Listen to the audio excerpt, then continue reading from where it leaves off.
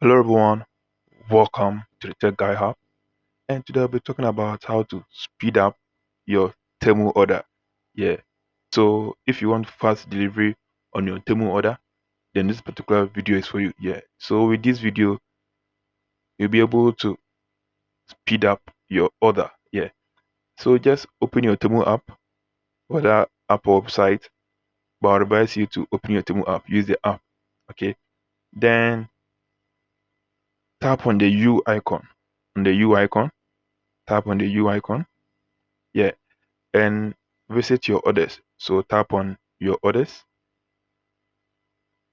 Yeah, and realize in here I have an order in here. Okay, so you realize there's a speed up tab in there. So you just have to tap on the speed up, and that's it. Temu will prioritize your order, and your order will be delivered to you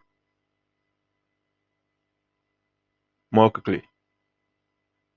Yeah, so you just have to tap on the speed up, and Temu will prioritize your order, and there will be fast delivery for your order. Yeah, so you just have to tap on the speed up.